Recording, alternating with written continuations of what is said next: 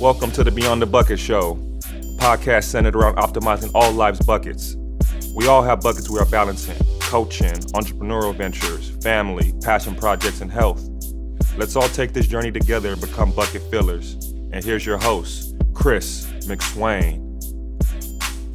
We have a treat for you today with our guest, Coach Dallas Jensen. Coach Jensen is the head men's basketball coach at the College of the Sequoias in Visalia, California. In his first 3 years as a collegiate coach, Jensen has amassed an astounding 84% winning percentage with 75 wins and only 14 losses. We take a deep dive into how he was able to achieve so much success early in his head coaching career, with stories from his basketball upbringing centered around family and hoops, how being an assistant to some legendary coaches helped him shape his own coaching philosophy, and how he uses relationships to cultivate an environment for success with his own teams. Coach Jensen gives us his secret sauce for managing all the buckets in his life, from coaching, managing family dynamics as a unit, personal relationships, and living an active lifestyle. He does this with terrific energy and a humble spirit. Coach Dallas Jensen, welcome to the podcast. I appreciate you having me, Coach. I really, really do. I'm really excited about this opportunity. Yeah, I'm excited for everybody to kind of understand your journey and you just sharing some of the things that have made you successful, not only just as a coach, but also, in life, and just balancing the many buckets that we all have. So I'm excited for you to discuss some of these topics. But let's get right into it, man. You've had I would say unique experience growing up, and we'll kind of skip to your high school basketball career. And you did something that was probably out of the norm, and most people don't know, but you used to travel 40 plus minutes every single day to school for the first 2 years. Talk to me about that process and how it was. Yeah, it was different. I had a really unique opportunity to go play for Coach Raymond Townsend, who was a UCLA Bruin, and then played and moved forward with the Golden State Warriors. Yeah. Had a great rapport with him going into high school. And yeah, my freshman year, I spent a lot of time on the road and was fortunate enough to have some parents or grandparents in San Jose that I got to spend some extra time with during that year. And then my sophomore year, man, I was on the road nonstop. My grandparents had moved at that point, so I didn't really have a place to stay during that point either, and went back and forth between Gilroy and San Jose, and a couple other transfers had started coming up that year as well, and then ended up linking with obviously some great friends and spending even my weekends up in San Jose. But it was all kind of part of that sacrifice just to put ourselves in a better situation for basketball and hopefully my basketball career. Yeah. And so you did that for 2 years. What kind of changed your mindset and going more locally to, your hometown school in Gilroy? Yeah, that was a tough decision. So it was late in my sophomore year. I very close family. I have two parents that are amazing. My mom and dad have always been very involved, and then I'm the oldest of five kids. So I have four younger siblings. I didn't get to see them very much, for 2 straight years. I mean, even when I was home, 14, 15 years old, you kind of have your own agenda at times. And, even the minutes I was there, I was kind of dialed in on basketball or other things going on. So I just got to a point where I really wanted to be closer to home, be able to spend extra time with my parents and my brothers and sisters. But it was a tough decision, at 15, almost 16 years old to kind of go away from what I knew, especially with Coach Townsend and the rapport we had. Right. He was a huge mentor for me as a player and even now as a coach. So it was a tough decision, but yeah, I ended up going back to Gilroy and playing there my last 2 years. Right. And you had a lot of success, one of the prolific shooters to ever come out of the Bay Area. And I just remember, because I was in 8th grade when you were a sophomore, there was an open gym, I think one Sunday, and there was a lot more open gyms back then. Yeah. And it didn't matter what age you were. And you probably don't even remember, but I just remember this skinny white kid with so much confidence. You had so much confidence, and I would even use the term swagger. It was incredible, and I hadn't seen that a whole lot to that point. Tell me where you kind of got your confidence from. Yeah, it's funny. I just grew up playing so much. I mean, my dad and I that's kind of where we developed our relationship and our friendship, and really became best friends, was inside a gym. Yeah. I mean, from an early age, he had me doing full on workouts, and I would spend hours on end just outside playing and shooting, um, which drives me crazy when I see that kids aren't on the parks, or at the Right. parks, or on the streets as much as we used to be. But Right. um, when I kind of picked up that love, and started to kind of just improve a little, my dad started having me play all over the West Coast, and ended up obviously linking with some great friends that I'm still friends with to this day, and playing in different areas, and different demographics, and with different talent and age groups. And I think I met a lot of guys that just kind of influenced not only who I was, but just also my game at such a young age. So I always felt like, the unathletic white kid that had to be able to play and move and shoot, and have a little handle in order to play at that level. So I think that really, just playing with those types of guys, and hanging with them, and developing those relationships, really kind of molded me into who I am, and helped me kind of play with some of that swagger, you might say. Yeah, well, you were definitely a terrific player, and I love the fact that you're talking about your dad and that kind of relationship. For those of you, for those that don't know, your dad is a basketball coach currently. He's coached high school basketball for a number of years. He's coached at so many different levels. Talk to me about that relationship growing up, because as a father of two, and I know you're a father of four, it's going to be, and your oldest son is starting to play basketball.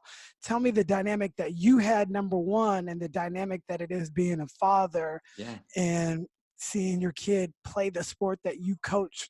Yeah. Hopefully, I'm not too long-winded on this one. So my dad is highly competitive, and I think to this day that's kind of where I get my competitive nature from. Yep. He played rookie ball baseball, was a really good athlete coming up, playing football, baseball, basketball.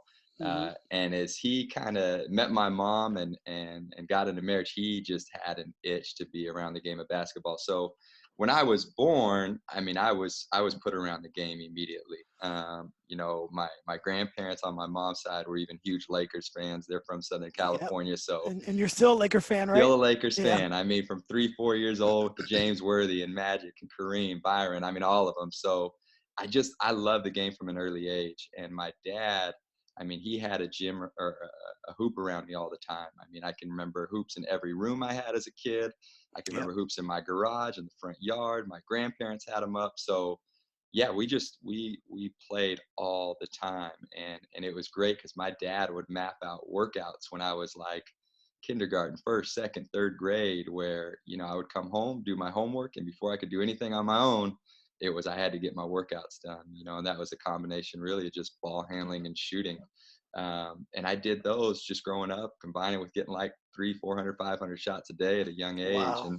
And it was awesome though. Again, that's just kind of where I developed my love for the game, and had a chance to spend a lot of time with my father at a young age. We would shoot and just hang for hours on end, and be in a gym or outside in the front yard. I loved it though. Well, go figure. You shot a lot as a kid and you were an excellent shooter.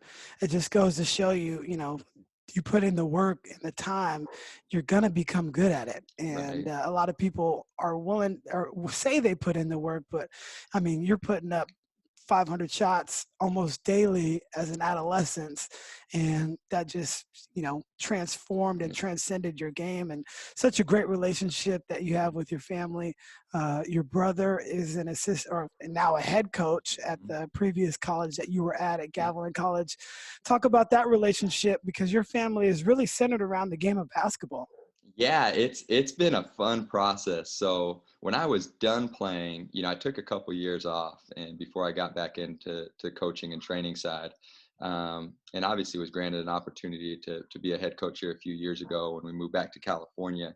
And my father had been coaching at the high school level for years, so he and I had a chance, obviously, to kind of pick each other's brains. And then my brother got into coaching as well. He was a local high school coach for a couple years, Hmm. and then my second year at Gavilan College, he came on board as my assistant. So Wow. when I left the College of the Sequoias, he was able to take over. So now there's 3 head coaches running around the family, and I mean, we talk pretty much daily about things we see, how games are going, what recruitment's like, Yeah.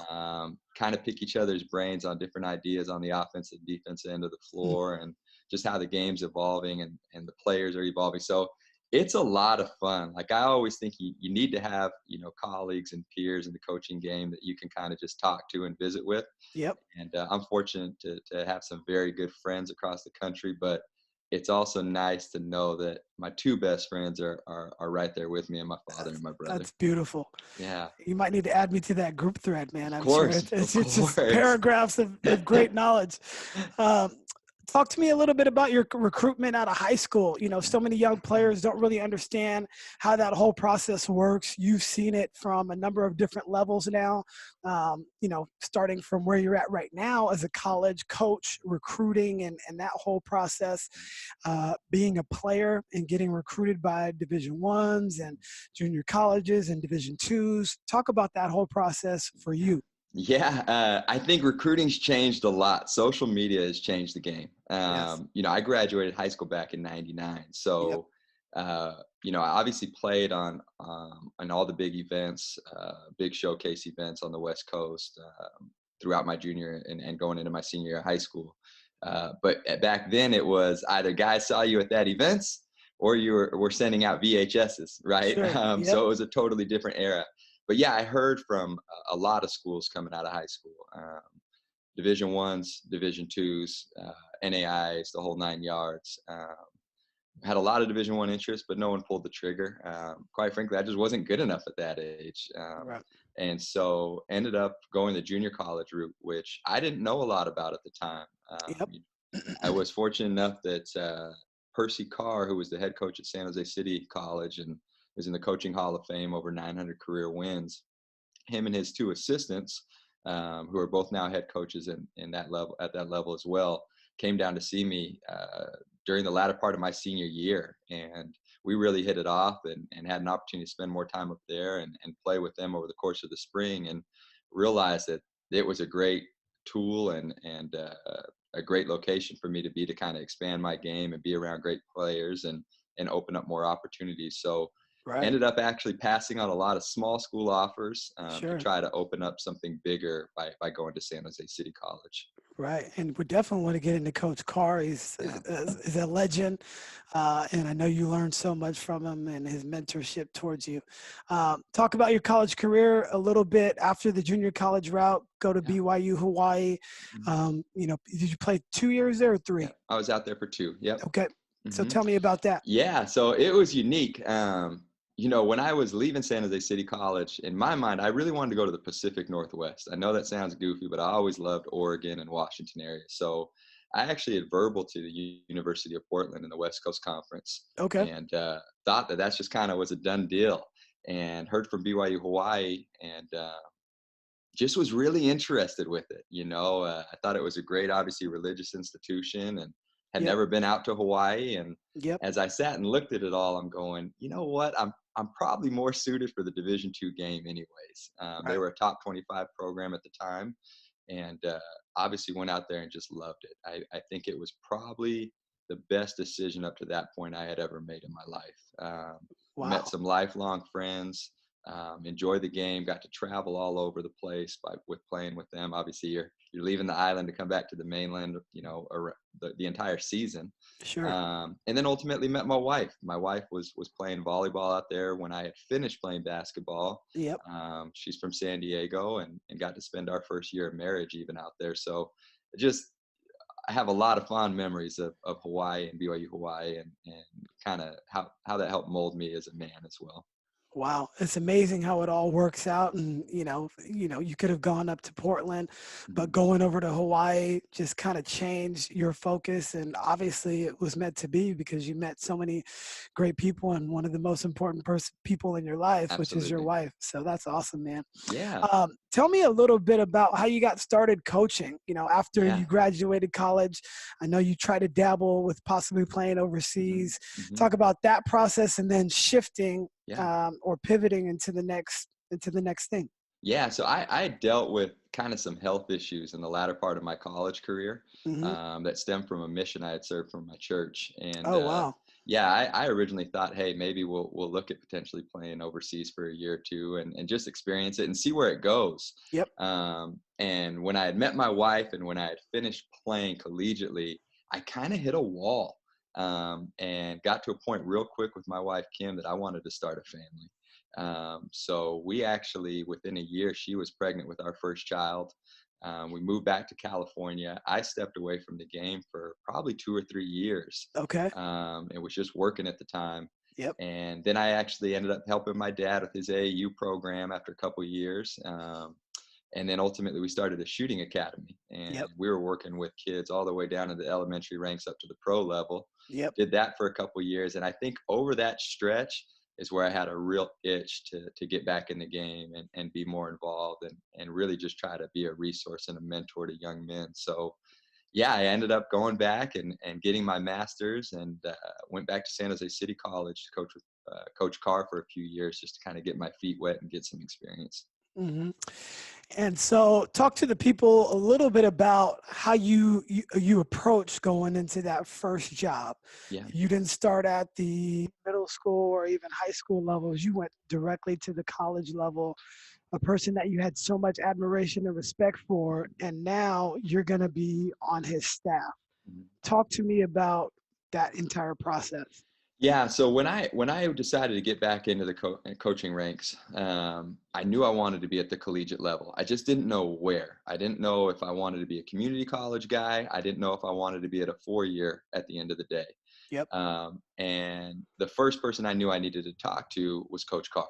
So I called him immediately after talking it over with my wife and even my father, and just told him, hey, going back to knock out my master's to be able to teach and coach at this level, open to the 2-year or 4-year route. What are your thoughts? And he said, hey, why don't you come up and work for me right away, and we'll get you going and kind of let you learn the ropes per se. So I was really lucky. I mean, day one when we decided that we were going to do it, I told him to throw everything at me. He was kind of winding down in his career. He ended up being there over 40 years. Unbelievable. Yeah, I mean, just immense success, and the number of young men that he helped and got moved on was incredible. So, Yeah. he and I became extremely close over those few years. I mean, it was one thing playing for him and staying in touch, the following 10 plus years, but it was another thing to be with him every day for hours on end. And Sure. I was really fortunate. I mean, he gave me everything from I handled all the recruiting to scouting to game planning, Wow. ran a lot of our practices, our individual skill development.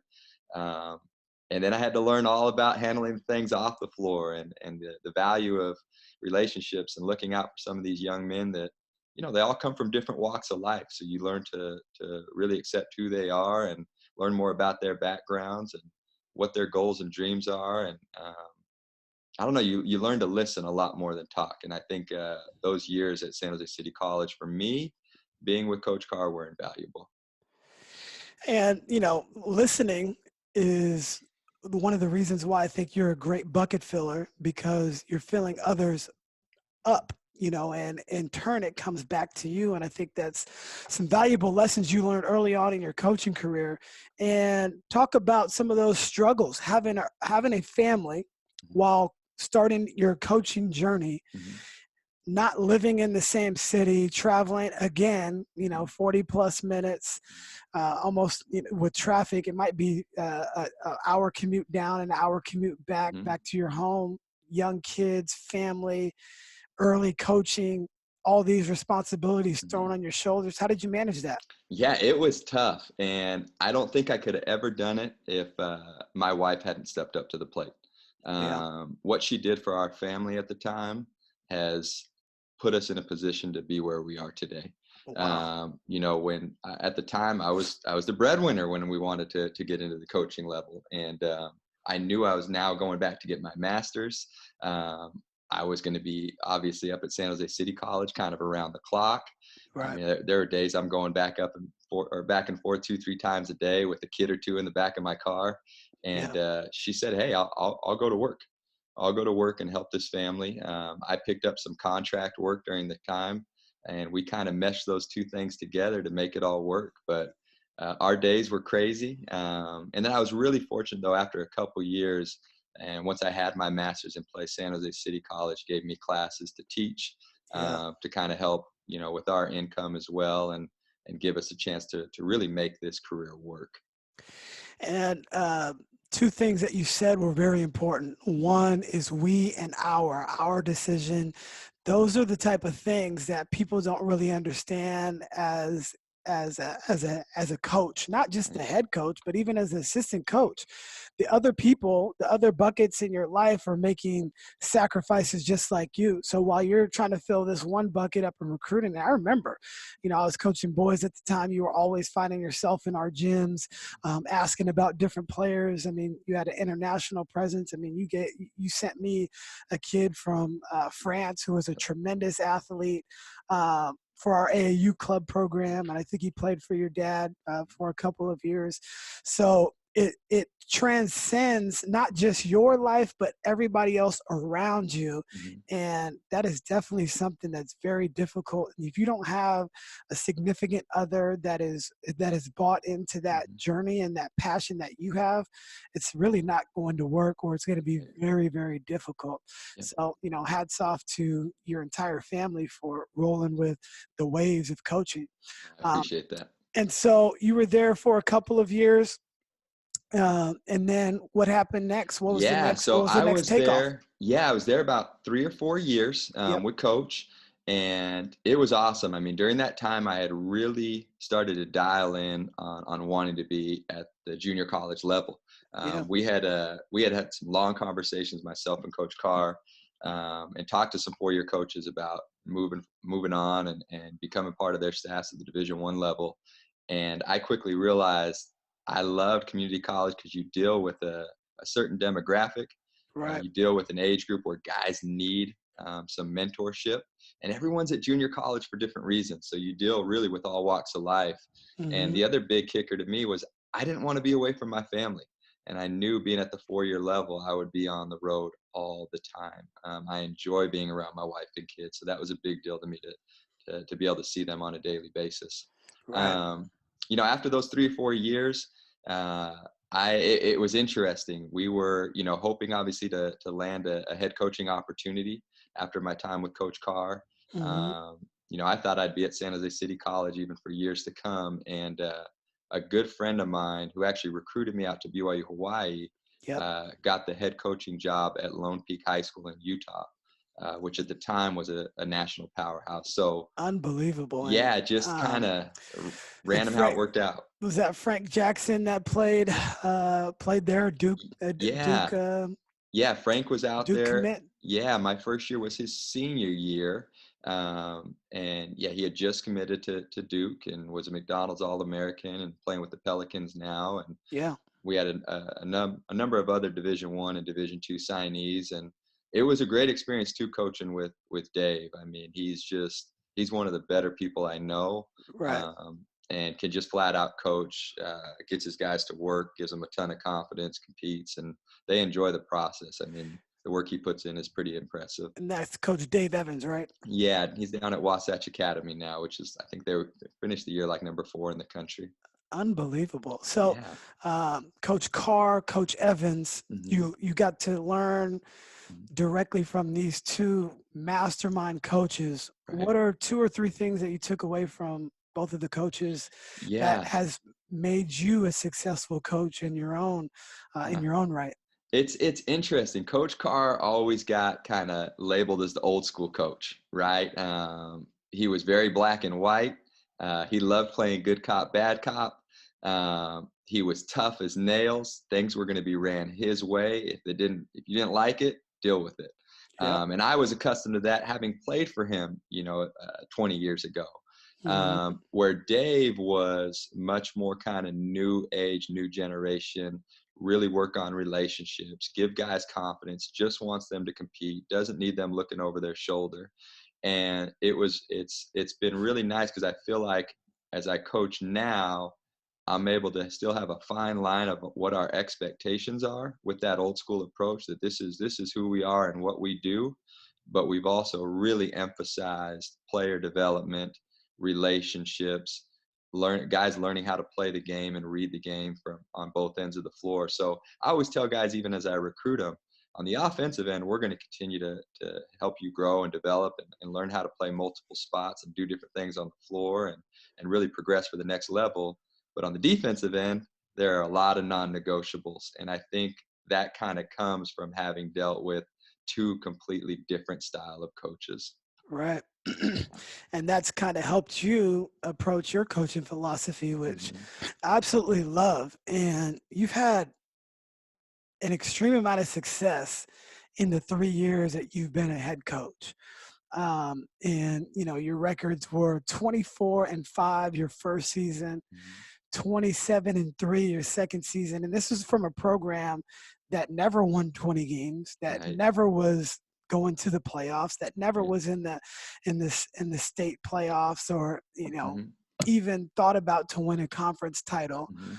And you come to a program like that, in a place that you grew up in, Gilroy, Right. and at Gavilan College, you kind of changed what the normal was, Mhm. and they received success because of your leadership. How did you go about that, and why were you guys so successful so quick? And if you can give any Yeah. any tips to your secret sauce, I'd love to know. Yeah. A lot of it's luck. I got the right players, man. Mhm. I always believe you got to have players. I mean, you could be the greatest coach in the world, but if you don't have players, you're not going to win a ton of games. Yeah. When we decided to move back to take the opportunity at Gavilan College, the first few months I was still in Utah, so I was traveling back and forth for about 2 or 3 months trying to recruit and fill the roster. I mean, we had to completely overhaul the whole roster from the year before. And then we moved out in June and started a summer workout program before my first year there. And our first year, we really emphasized some of those things that we were talking about. Mhm. A toughness mindset, having guys that were interchangeable, being able to defend multiple positions, really enhancing their skill set on the offensive end. Guys learning proper footwork and how to play inside and out, sharing the basketball, being unselfish. We really did a great job of developing relationships with our guys right out of the gate. Right. They knew with us life was a lot bigger than just basketball. We were more concerned with them as a person, as a student, and then a player. Yep. And then our camaraderie as a group, we had total buy-in, great leaders, and I mean, we had guys from all over the country, but everyone was dialed in on kind of How being did you get goal. that buy-in so early, especially because at the junior college level, Yeah. people are all worried about their Hmm. own numbers, their own stats, their own opportunities to continue their playing career. How did you change that dynamic? Because it's hard. Yeah, it is really tough. And I get asked that question a lot. I think we do such a good job on the front end when we recruit guys. I mean, to this day, when I recruit guys, I hear a lot that, talking to us is different, right? We care more about them as a person than we do about bringing them in to win games. So Yeah. I think the ability to buy in at such a tough level, like you said, where everybody needs to get in, produce, and get out. I think they understand that we have their back, we have their best interests, and at the end of the day, if we can win and progress as players and people, they're going to put themselves into position to have more opportunities to move on to the next level. And I Right. mean, fortunately, it's kind of worked out. I think in our 2 years at Gavilan, we had, I want to say 10 or 11 guys signed 4 year and one signed a pro contract. So it was a really good start there right out of the gate. Unbelievable. And I just love the communication piece, and especially Mhm. today, you know, just being transparent with players and not Mhm. pulling any punches and, promising them anything. And those are things that never came out of your mouth. And you were able to, hey, look, we're going to give you some leeway on the offensive end, but these are the principles that we are going to do. And if you don't want Right. to do them, well, you're not going to play. But I'm going to give Right. you all the free reign, as long as you probably take care of the ball, Mhm. take good shots, give up the extra pass if Yeah. needed, stuff like that. But that's such a beautiful way and simplistic, because I've been Mhm. to I've been to your practices, Mhm. and people, when you go to a different practice, you see so many different drills, and the beautiful part of your practice was it was simple. The guys Mhm. knew it. Mhm. I also loved your demeanor with the Mhm. players. you would kind of get close to them and kind of just talk to them instead of, you didn't yell hardly a whole lot. And some people, especially early in my career, because we were around people that yelled, Right. it was, hey, this is what you do. And I Mhm. love the fact that you were able to see two different styles and say, hey, this is my style and I'm going to go Mhm. with it. And I think it's really worked for you, I appreciate that. obviously with the success that you've had. And so you had some great success, and then you get Mhm. another opportunity Mhm. at the College of Sequoias, Mhm. and you went 24-6 in your first season there. And they're a more established Yeah. program, but hadn't had the recent success. Mhm. And their coach, was it Rusty Smith, Yeah. was there for a number of years, Yeah. Future Hall of Famer. and he left a good Mhm. program in place, but you kind of put them back on the map this year. It was, Mhm. unfortunate that you guys couldn't play on Right. with the coronavirus going on, but you had such a great year this year, and you just jump right in and you basically, hit the treadmill on 10, uh, and it was already on 8. So tell me about that. That was interesting. I mean, that whole transition from Gavilan to College of the Sequoias was a very tough decision. Gavilan in a 2-year span, kind of turning that program around, it kind of become my baby. We went from having about 4 or 5 people in the fans that was usually just or in the stands that was my family. I remember our last game when we got knocked out, I think by 1 or 2 in my second year in the playoffs. We had standing room only. We had guys that couldn't get in until halftime. I mean, so to watch the transition and the community support over a 24-month span, it was unbelievable. But yeah, we had gotten calls from several different schools on opportunities after my second year at Gavilan, and really didn't know a lot about College of the Sequoias. I knew that it was a good program. I knew that they had won ball games and we're always just a tough team with a great coach and Coach Rusty Smith, but didn't know much about the area, the resources, administration, anything. So it was interesting as we started to talk to, a lot of friends and people that were familiar with the community college level and Coach Rusty Smith and just the institution as a whole. Hmm. It became very evident that it was going to be a great landing spot that really had all the academic and athletic resources in place, coupled with a really strong administrative support and community to be successful. So, yeah, but an interesting year one. We got the job in June and only had 3 returners and just had to try to piece this thing together. So to have the success we had, we felt really, really excited about and really happy for our guys. What was the process like with your family going through it, and making the decision to leave, because you're basically Yeah, leaving home, yeah. in a sense? And like you mentioned, this was your baby. You've built it up, and Hmm. now you were going to have success the years to come, because Yeah, you've already put the foundation in place, and now it's just time to build it.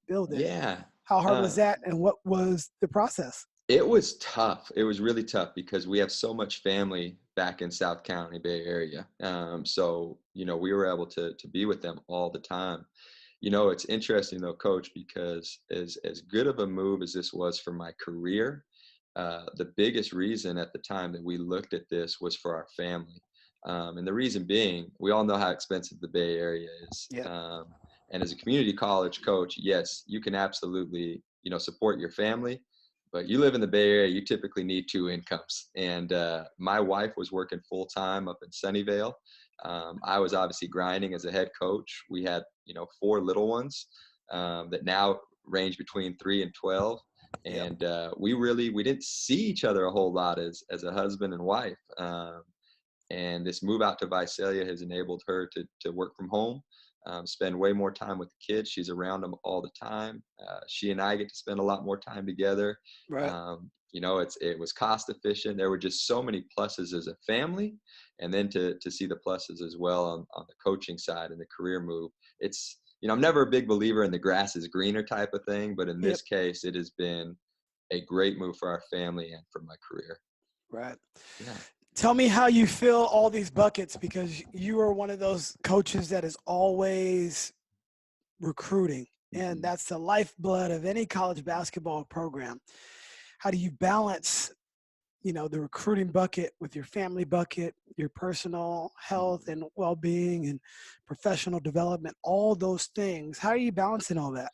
Yeah, I think it all goes back to relationships, even the recruiting side. I mean, you learn to develop so many relationships with guys from all over the country, whether it's at 4-year schools, high schools, AAU programs, trainers, whatever it may be. That, yeah, you are constantly on the phone, but it's nice because a lot of those guys weed players out for you.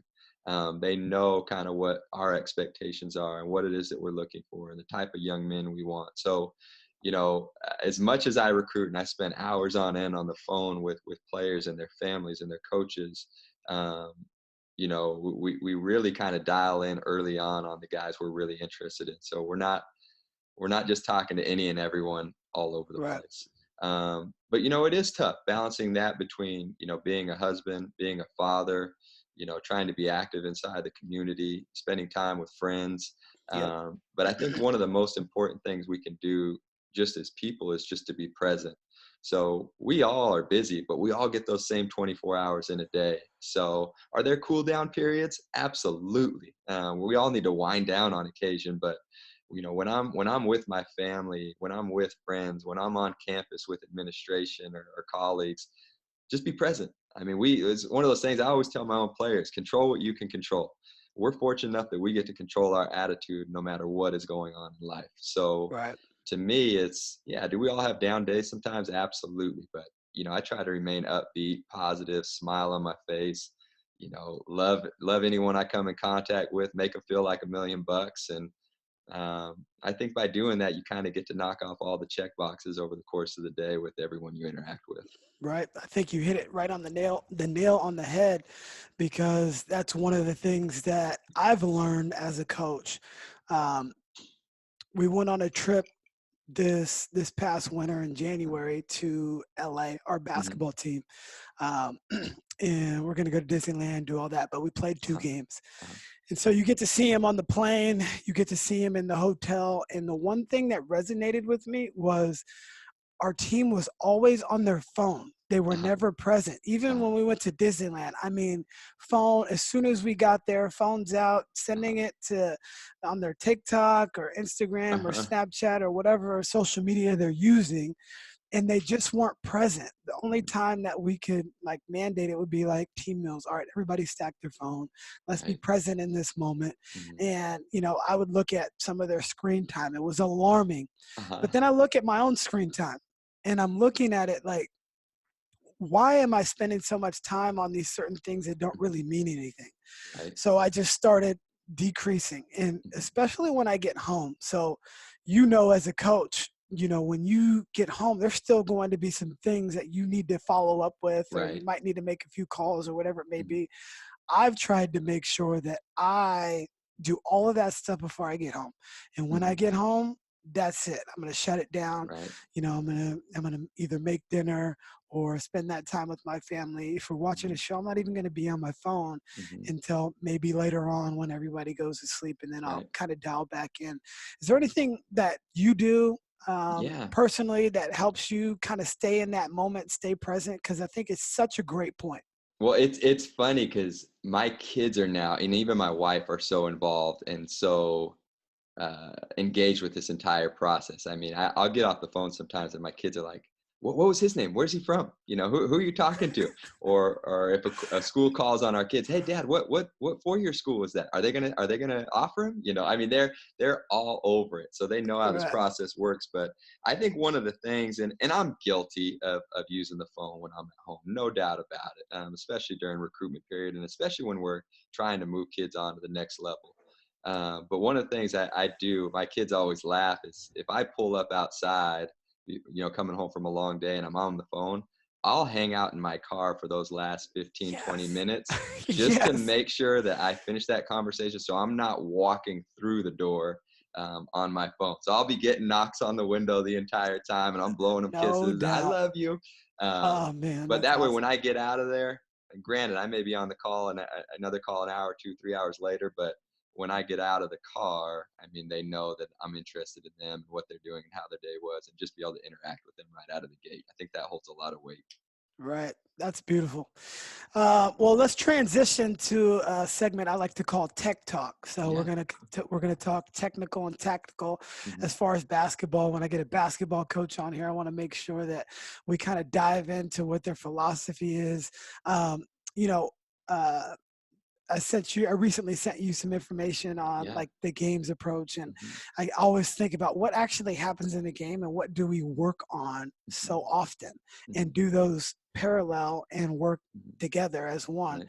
What are some of the ways that you create a game environment during your practices? Yeah, I've just really learned that the importance of competition inside practices, and having things have a win and a loss behind it. Early on in the year, and even early in some practices, we do a lot of our skill stuff early. That Hmm. way, everything moving forward is tailored around game approaches, game scenarios, having a competition, a winner and a loser in place, Yep. and enabling the guys to compete at a high level. So we run through different scenarios over the course of practice. Um, we'll run full 20-minute halves, usually 3 to 4 times a week, Yep. and making sure that we're competing and blowing the whistle. And we'll take 5-minute segments where, hey, we're going to only run our zone offense or only run our man offense. And um, we just continue to try to do things that so that by the time the game comes, we've repped what we do so many times on both ends of the floor that it becomes second nature. Because with a lot of the things we do, especially on the offensive end, you have to be able to read a defense. You have to be able to play multiple spots. You have to understand spacing on the floor and how to share the rock. So, Hmm. the only way to be effective in playing that style is by doing it over and over and over, in those game type situations. So I think we do a really, really good job of helping the guys learn how to compete, even in a practice environment, but also prepping them for what they're going to see in a game. Wow. I like it. For any players, and we'll get to the parents in just a second. Mhm. What is your advice for players trying to play, not just at the junior college level, but at the university level? Yeah. What are some things that they can be doing to help them along that path? And can you just paint a picture of how difficult it actually is? Even at your level, Mhm. the junior college, it's so competitive. There's Mhm. so many players that are playing and that want those opportunities, and there's just not that many for everybody to have. Right. Talk about that.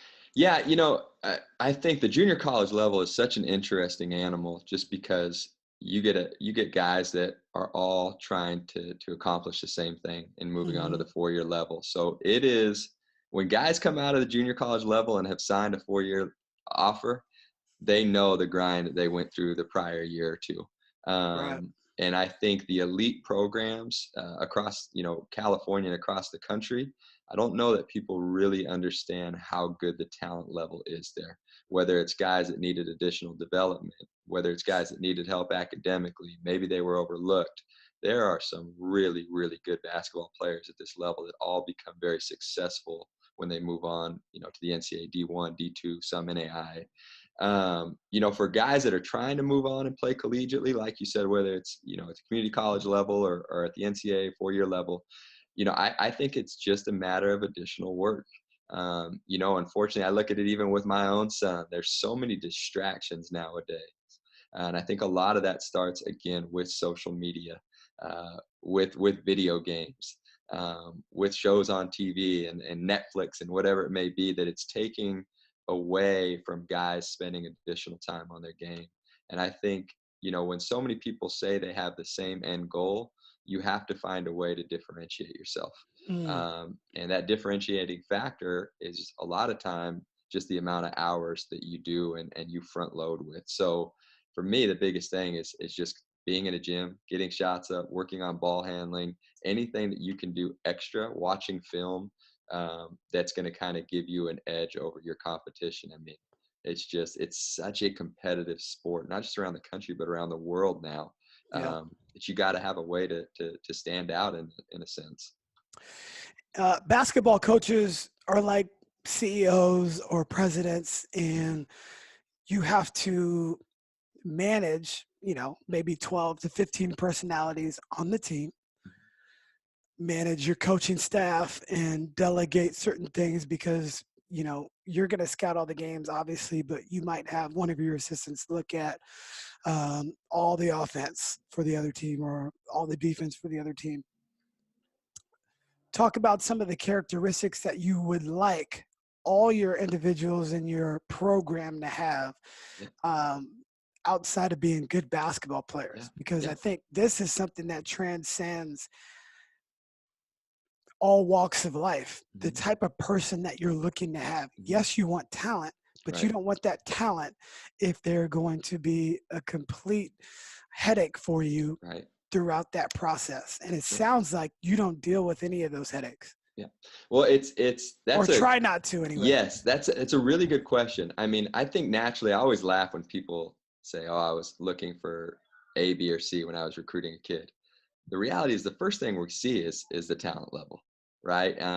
But behind that, I'm a big believer in the importance of toughness, and just how tough are they? How willing are they to compete? Because we do such a good job developing our guys and helping them kind of improve their skill set and their knowledge of the game. If they can couple that development with just sheer toughness and a competitive nature, those two things together usually help promote the individual really well. Right. But even above and beyond that, like we've taken some, I guess, high risk situations and cases before with different young men. And I really believe, like, if we aren't willing to help some of these guys, where are they going to be in life? I mean, for some of these guys, this is their last opportunity to have a shot to be successful.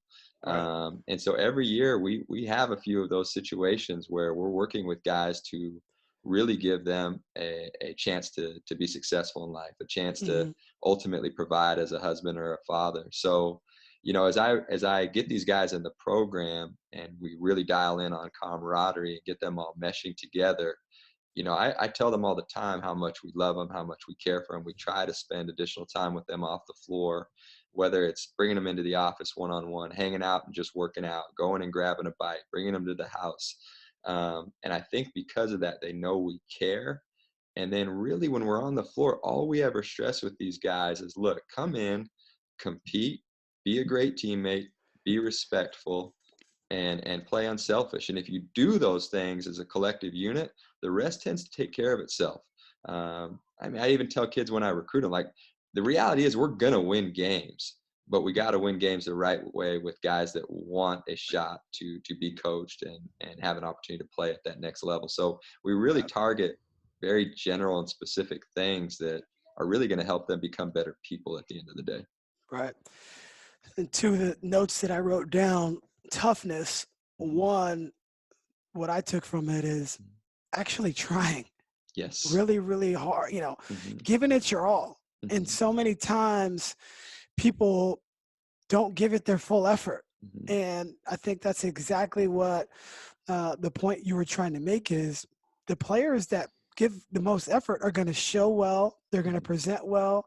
They're probably better in the classroom. They're probably better people. And it's going to make them more marketable.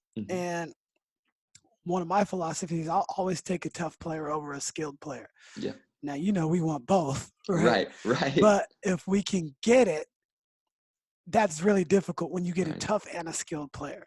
Yep. But a player like Draymond Green is just tough, mentally tough, physically tough, and he's going to outwill a lot of the players that may be more skilled because of his toughness. And I think that's one thing. The second one is the communication piece, and you mentioned that earlier. I don't think people realize that is so important. No matter what walk of life you're in, the communication that you have with your wife and your kids, making sure that they understand.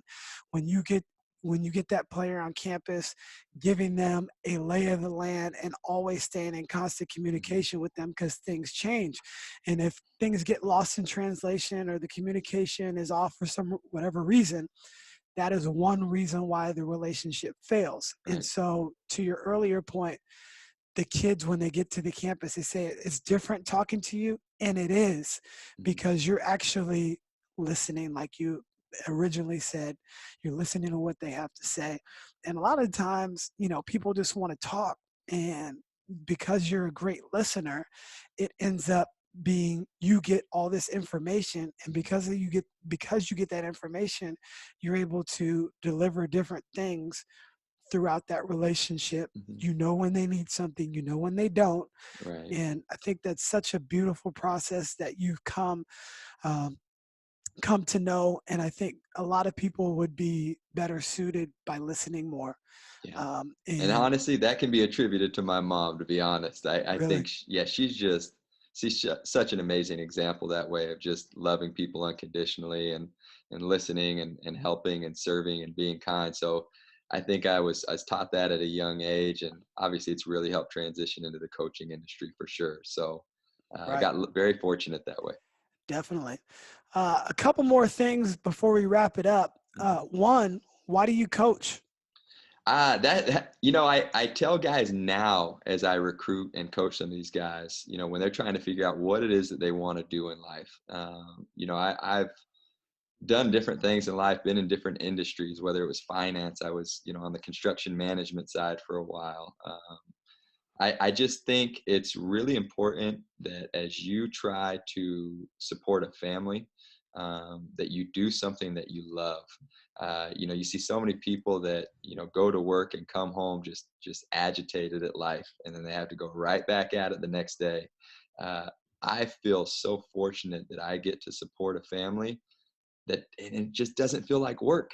I get to go and do something I love. I get to be around the game that kind of helped mold who I am and forged relationships that will last a lifetime. And then I think above and beyond that, it's just the ability to give back, right? You get to give back to the game that gave you so much, but you also get to give back to so many different young men and their respective families. I think, having an opportunity to help mentor them as young men, so again they can become better husbands, fathers, they can become good workers, entrepreneurs, whatever it may be. That's great. And I think a lot of those guys at, 19, 20, 21 years old, they need people in their life that are going to look out for their best interests, that are going to provide them with opportunities. So knowing that I get to do something I love, Yeah, plus continue to give back and serve others, to me it's just, I feel very fortunate to be able to do what I do. I mean, I tell guys all the time, even as I recruit them, and I tell them like, hey, this may hurt me when I tell you this, but if there's anything I can do to help, even if you don't end up playing for me or being here, if you and your family need help throughout the process, call me. There's a lot of good programs out there. And at the end of the day, the most important thing is that guys are comfortable, their families are comfortable, and they're in good positions to succeed and develop as players and as people. right. What's your most rewarding moment as a head coach or just coaching in general? Yeah, I think the most rewarding thing is obviously the growth aspect of it, right? You see guys that become better people, that really mature as young men throughout the process. That's obviously really exciting, especially when I get calls years down the road with guys that may be getting married or starting a family of their own, or Mhm. just different life questions. To know that you have that type of rapport with those guys, that they'll continue to call and talk to you and ask for advice and give you updates, that to me is extremely rewarding. Goes way beyond the game. But the other part of why we love doing what we do is seeing guys move on to the next level.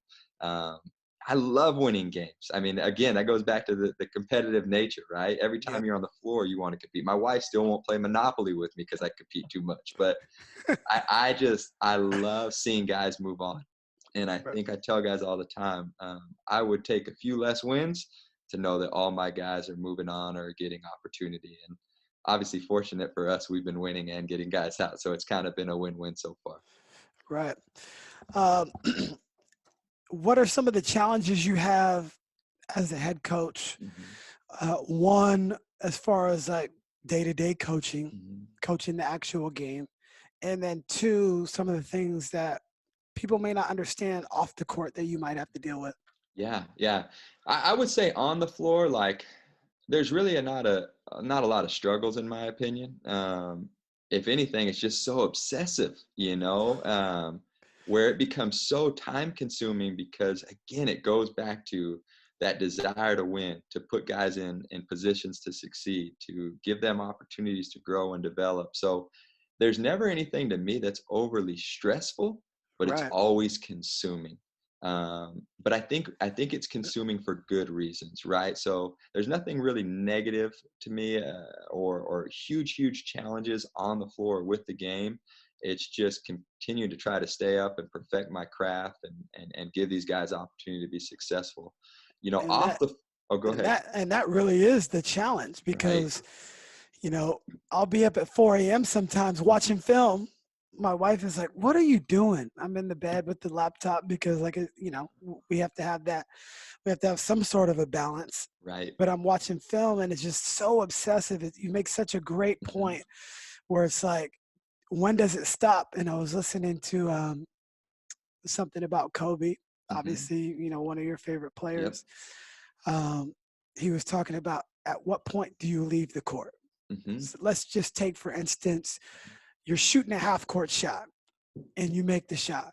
Well, it's like you can't go home after the first one.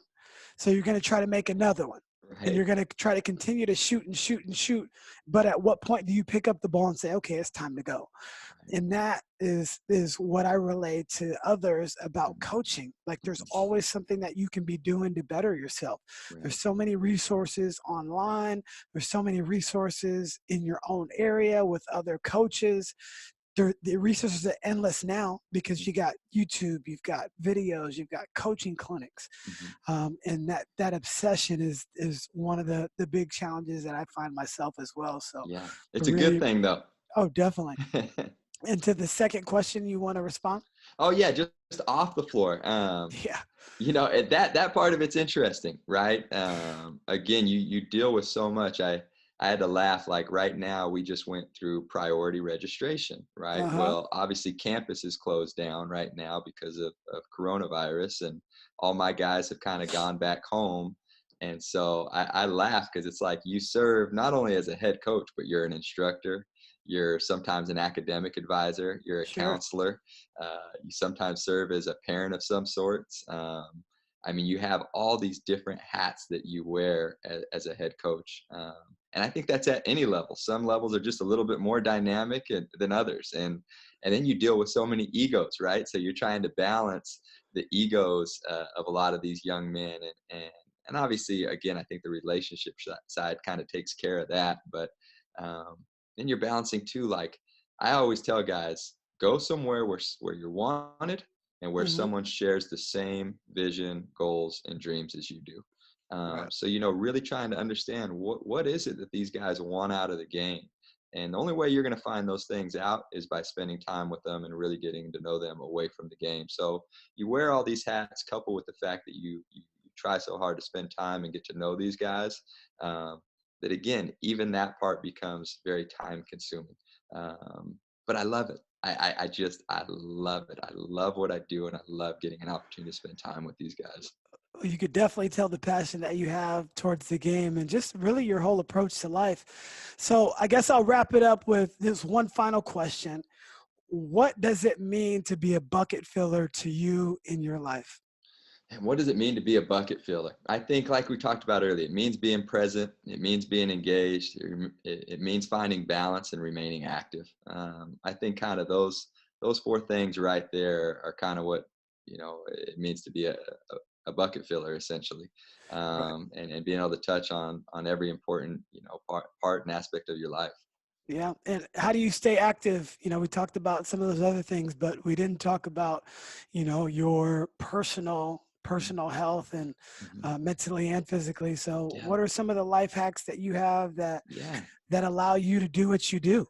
Yeah, I mean, it's tough over the course of the season trying to find your own time, right? But just remaining active, staying on your feet, finding opportunities to work out and remain relatively fit. Um, Obviously church on a weekly basis or as often as I can if we're not on the road is a big deal just to kind of wind down and have some spiritual time. Reading books, I think, is a big deal. Finding ways just to perfect your craft while you're away from the game is very important. Continuing to develop your own relationships in life, I think, is vital. So just you got to find time for you still at the end of the day. And it's not always easy, but again, it goes back to the fact that we do have 24 hours in a day. And there's enough time to kind of be able to check off all those boxes throughout the course of a day or a week or a given month. Well, it's amazing because you do have to find time for you. And when you get on an airplane and they go over their spiel, they talk about if you have a child with you, you take care of yourself first and then take care of the child. And that is right on par with how you should be living your life. You have to take care of yourself, and then you can take care of others, and then pour into those other buckets of your life with the full energy and passion that you have. So, I really appreciate you, man. Can we follow you on Instagram, Twitter? What is the best way to follow you in your journey? I know you post a lot of great things, whether that be about your family or just motivational things or basketball coaches in general. Where can we follow you? Yeah. So, man, please do. I mean, we try to remain active on our social media accounts, obviously, and that's a big, big deal to us. So, on Instagram, it's Dallas, just like the city, _ Jensen, Jensen, Dallas _ Jensen. And then the one we try to remain really, really active on, especially with basketball content and updates on the program and our family, is _ Dallas Jensen. Just _ Dallas Jensen on Twitter. We will add those into the show notes, but thank you, my brother. I appreciate you coming on. Thank you. It was awesome. Thank you. I got a notepad full of notes and great things that I'm gonna take and make it my own. So really appreciate you, man. Right on, Coach. Again, and continued success in all your endeavors. Right on, Coach. Thank you so much. Have a good one.